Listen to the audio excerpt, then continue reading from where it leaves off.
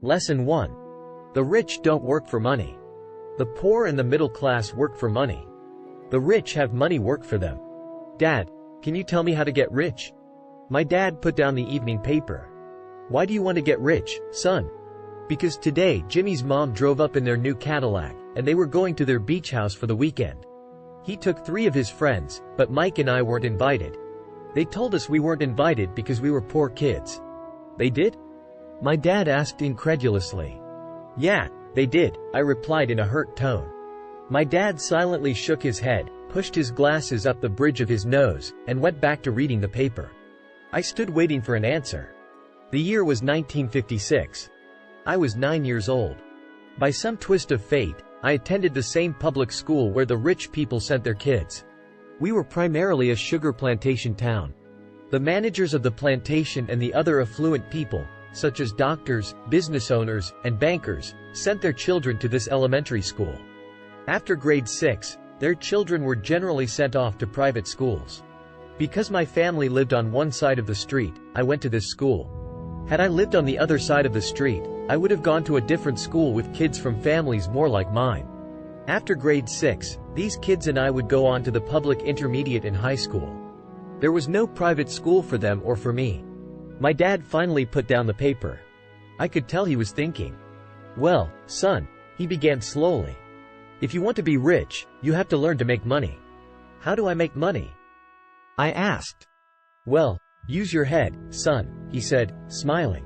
Even then I knew that really meant, that's all I'm going to tell you. Or, I don't know the answer, so don't embarrass me.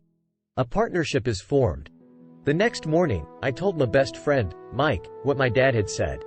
As best as I could tell, Mike and I were the only poor kids in this school. Mike was also in this school by a twist of fate. Someone had drawn a jog in the line for the school district, and we wound up in school with the rich kids.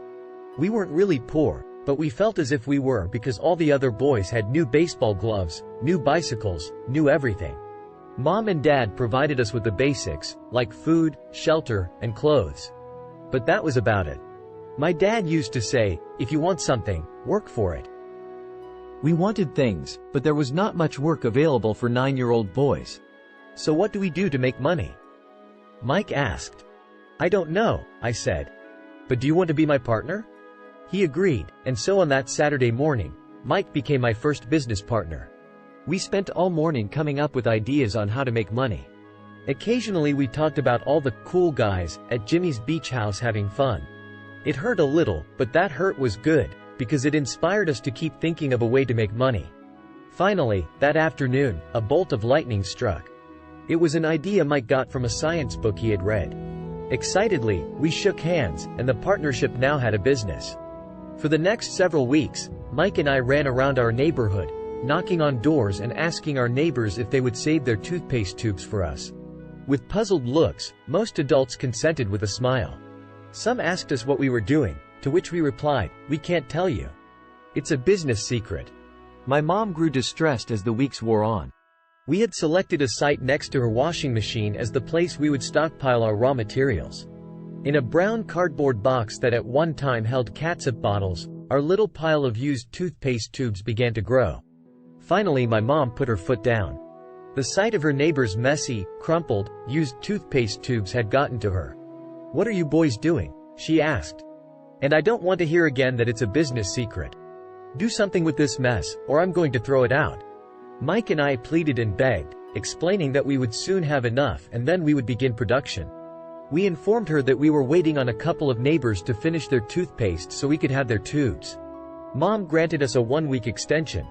The date to begin production was moved up, and the pressure was on.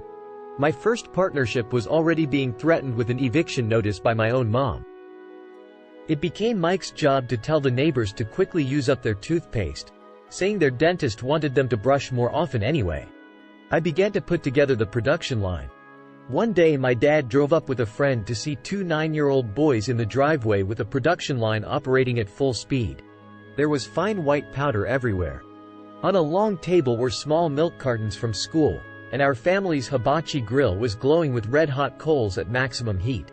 Dad walked up cautiously, having to park the car at the base of the driveway since the production line blocked the carport. As he and his friend got closer, They saw a steel pot sitting on top of the coals in which the toothpaste tubes were being melted down. In those days, toothpaste did not come in plastic tubes. The tubes were made of lead. So once the paint was burned off, the tubes were dropped in the small steel pot. They melted until they became liquid, and with my mom's pot holders, we poured the lead through a small hole in the top of the milk cartons. The milk cartons were filled with plaster of Paris. White powder was everywhere. In my haste, I had knocked the bag over, and the entire area looked like it had been hit by a snowstorm. The milk cartons were the outer containers for plaster of Paris molds. My dad and his friend watched as we carefully poured the molten lead through a small hole in the top of the plaster of Paris cube. "Careful," my dad said. I nodded without looking up. Finally, once the pouring was through, I put the steel pot down and smiled at my dad. "What are you boys doing?" he asked with a cautious smile. "We're doing what you told me to do. We're going to be rich," I said.